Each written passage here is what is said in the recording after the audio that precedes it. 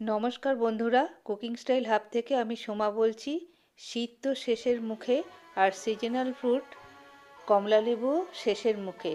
তাই একদম শেষ হওয়ার আগেই আমি কমলালেবু দিয়ে একটা দুর্দান্ত কেক রেসিপি নিয়ে এসেছি। খুবই সহজ পদ্ধতিতে এবং খুবই ঘরোয়া পদ্ধতিতে আমি এই কেকটা বানিয়ে নেব। তোমরা দেখতে থাকো। দেখো, প্রথমেই আমি একটা কমলালেবু নিয়ে নিয়েছি, যেটার খোসাটাকে আমি এইভাবে একটু গ্রেট করে নেব। বেশি জোরে ঘষা যাবে না, তাতে ভিতরের অংশ আসলে পরে তিতকুটে লাগবে। সেই জন্য হালকা করে উপরের দিকটা দিয়ে এইভাবে গ্রেট করে নিতে হবে। মোটামুটি 1 টিস্পুন মতো গ্রেট করে নিতে হবে। দেখো, গ্রেট করতে গেলে অনেক সময় এরকমভাবে ফেটে যেতে পারে, একটু সাবধানেই করতে হবে। মোটামুটি 1 টিস্পুন আমার হয়ে গেছে। এবার আমি এটাকে এক জায়গায় সরিয়ে রাখবো। তারপরে বাকি কমলালেবুটাকে আমি রস করে নেব। আমি হাত থেকে করেছি, তোমাদের জুসার থাকলে জুসারেও করতে পারো। এবার কমলালেবুটাকে আমি ভালো করে ছাঁকনি দিয়ে ছেঁকে নিয়েছি, যাতে ওর এক্সট্রা বীজগুলো বেরিয়ে যায়। এবার আমি দিয়ে দিচ্ছি সুগার পাউডার বা চিনির পাউডার, আর দিয়ে দিচ্ছি একটু তেল। আর এটাকে খুব ভালো করে ব্লেন্ড করে নিতে হবে। দেখো, আমি হ্যান্ড ব্লেন্ডারে এভাবে ব্লেন্ড করে নিয়েছি। এখানে বিটারের কোনো প্রয়োজন নেই, হ্যান্ড ব্লেন্ডারেই সমস্ত খুব ভালোভাবেই বিট করা যাবে। তোমরা দেখতে পাচ্ছ এটা একটা স্মুথ একটা লিকুইড ফর্মে আসবে। দেখো, হোয়াইট টাইপের। তো এইভাবে মিনিট 5 থেকে 7 ভালোভাবে ফেটিয়ে নিতে হবে বা ব্লেন্ড করে নিতে হবে হ্যান্ড ব্লেন্ডারের সাথে। এটা ভালোভাবে ব্লেন্ড হয়ে গেছে। এইবার আমি বাকি জিনিসগুলো আস্তে আস্তে মেশাবো। দেখো, একটা ছাঁকনির সাহায্যে নিয়ে নিচ্ছি 1 কাপ ময়দা,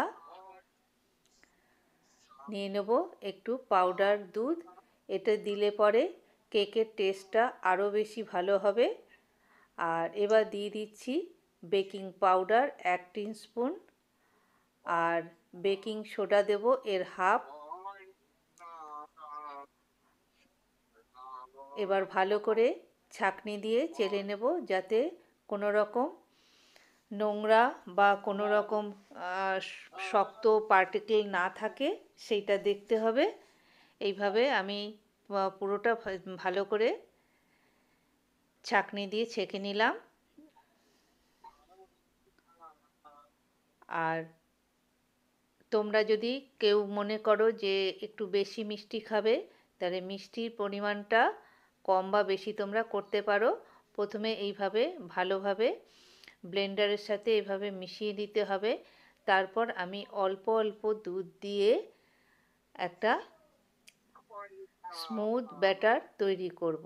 দুধটা কখনোই একবারে দেবে না, তাতে হতে পারে পাতলা হয়ে যেতে পারে, কনসিস্টেন্সিটা খারাপ হয়ে যেতে পারে। কনসিস্টেন্সি খারাপ হয়ে গেলে পরে কেকটা ভালো হবে না। আর এইভাবে অল্প অল্প করে বারে বারে দিয়ে দিয়ে তবে তোমার একটা ব্যাটারটা এত সুন্দর একটা পর্যায়ে চলে আসবে। দেখতে পাচ্ছ তোমরা, ধীরে ধীরে মেশাতে হবে। এই কেকটা খুবই টেস্টি, বাচ্চা বড় সবারই খুব পছন্দ হবে। আমি এটা গ্যারান্টি দিয়ে বলতে পারি।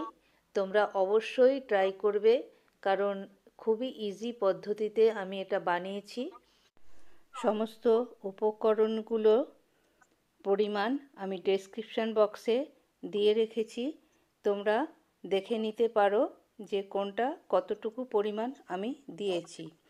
ভিডিওটা যদি ভালো লাগে তবে লাইক অ্যান্ড কমেন্ট করতে ভুলবে না, এবং অবশ্যই ফ্যামিলি এবং বন্ধুবান্ধবের সঙ্গে শেয়ার করবে, এটা অনুরোধ রইল। আর অবশ্যই সাবস্ক্রাইব করে পাশে থাকবে এবং নতুন ভিডিও আপডেট পাওয়ার জন্য বেল আইকনটা অবশ্যই প্রেস করে রাখবে। দেখো আমি ইতিমধ্যেই সুন্দর একটা ব্যাটার রেডি করে নিয়েছি। আর এবার আমি পিলের যে খোসা যে গ্রেট করে রেখেছিলাম সেটা মিশিয়ে দিলাম। তাহলে ব্যাটার আমাদের সম্পূর্ণ রেডি হয়ে গেল। এবার আমি একটা কেক মোল্ড নিয়েছি। কেক মোল্ডে একটু তেল ব্রাশ করে নেব।